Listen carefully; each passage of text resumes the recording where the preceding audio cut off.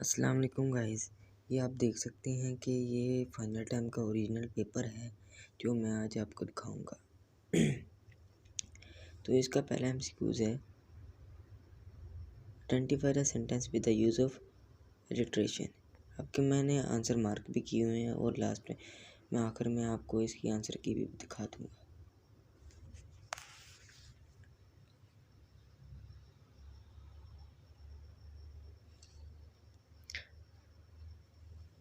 दूसरा है, identify the figure of the speech from this sentence, in June the sun is always angry. इसका D part है। Question number 3 का B part है, question number 4 का A part है और क्वेश्चन नंबर 5 का डी पार्ट है। क्वेश्चन नंबर 6 का बी पार्ट है, क्वेश्चन नंबर 7 का सी पार्ट है, क्वेश्चन नंबर 8 का डी पार्ट है, क्वेश्चन नंबर 9 का बी पार्ट, क्वेश्चन नंबर 10 का सी पार्ट, क्वेश्चन नंबर 11 का B part C part. Biscuit countable noun है, वो बिस्किट है। और ये जो जितने भी ये अनकाउंटेबल नाउन है। काउंटेबल नाउन वो होता है जिसे हम गिन सकते हैं और अनकाउंटेबल वो होता है जिसे हम नहीं गिन सकते। इसीलिए आप अगर कोई और भी आ गया तो आप सोच समझ कर लगाइएगा। 12वें का सी पार्ट है, 13वें का ए पार्ट है, 14वें का डी पार्ट है, 15वें का सी पार्ट है, 16वें का ए पार्ट है। तो दोस्तों, ये जो आपको नहीं समझ आ रहे इनके नीचे मैंने आपका लिखा भी हुआ है, वो आप देख सकते हैं। आगे सतारहवें का आपका बी पार्ट है, 18वें का सी पार्ट है, 19 का बी पार्ट है और 20 का बी पार्ट है, 21 का बी पार्ट, 22 का बी पार्ट, 23 का ए पार्ट, 24 का A part. I enjoy cooking with my family. 25 का है ए पार्ट वाइल्ड और 26 का है बी पार्ट।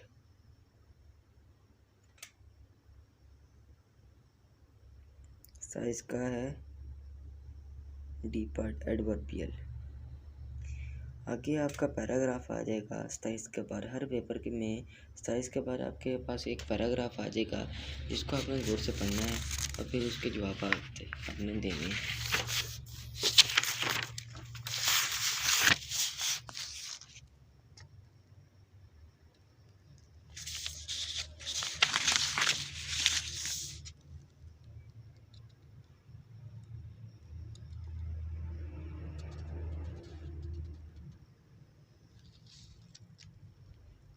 छब्बीस अगर आपको वहाँ पर नहीं समझ आया तो ये है 26 का बी पार्ट। अभी आपको मैं पैराग्राफ दिखा रहा हूँ इसकी। ये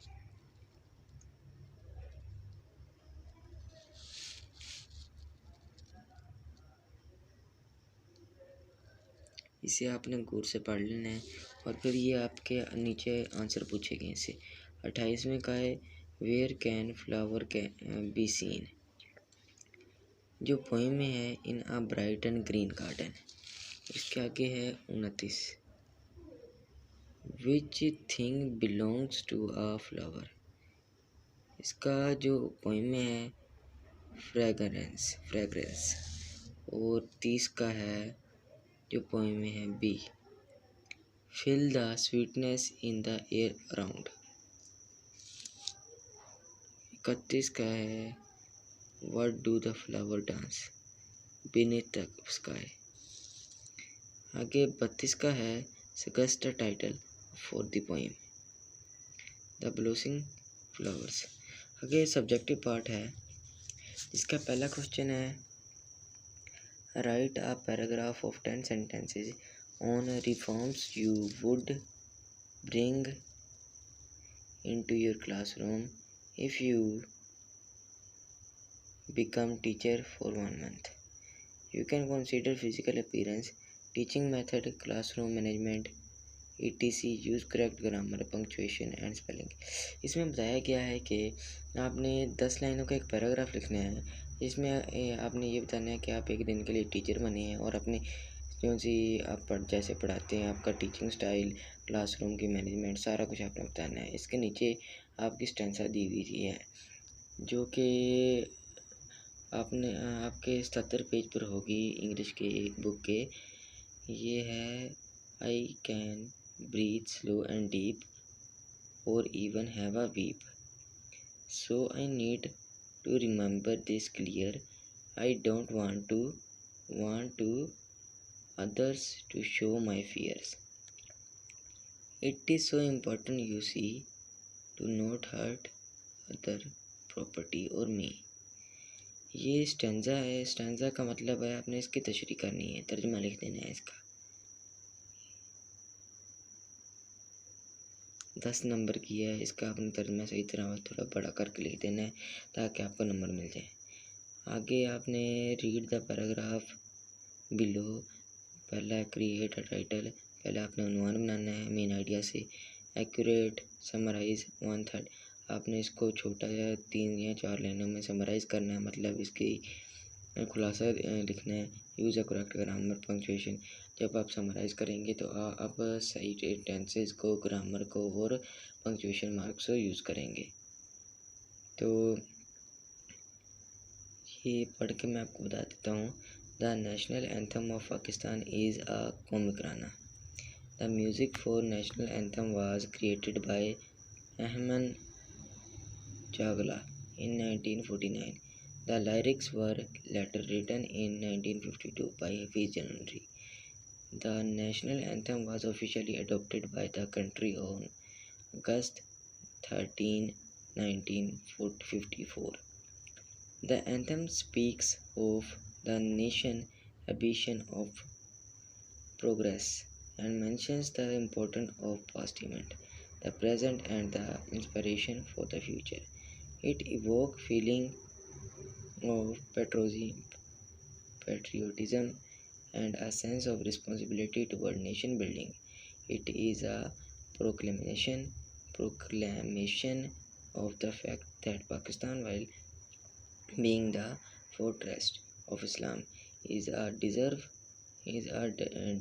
diverse country where people live in unity under one name and one banner.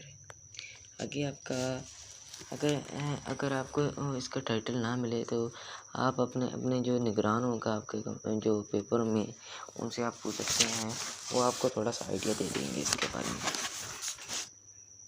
अगला है 36 सवाल। Read the paragraph carefully and answer the question. ये आपको एक पैराग्राफ देंगे और आपके आंसर करने होंगे इन पैराग्राफ के। 37 है रीडिंग। इसमें ना आपको आपके टीचर हैं, वो आपको एक पैराग्राफ देंगे, वो आपका 1 मिनट में पढ़ना होगा, उनको सुनाना होगा, वो टीचर देंगे। ये 38 ये भी ऐसा ही है। ये आपको टीचर बताएंगे और आप उनके आंसर कर लीजिएगा, ठीक है। अल्लाह हाफिज़। और ये ज़रूर याद कर लीजिएगा, ये ओरिजिनल पेपर है जो मैंने निकाला है। अगर आपने इसको ना याद किया तो आप पछताएंगे कि मैंने इसको याद क्यों नहीं किया। अभी सब्सक्राइब कर दीजिएगा।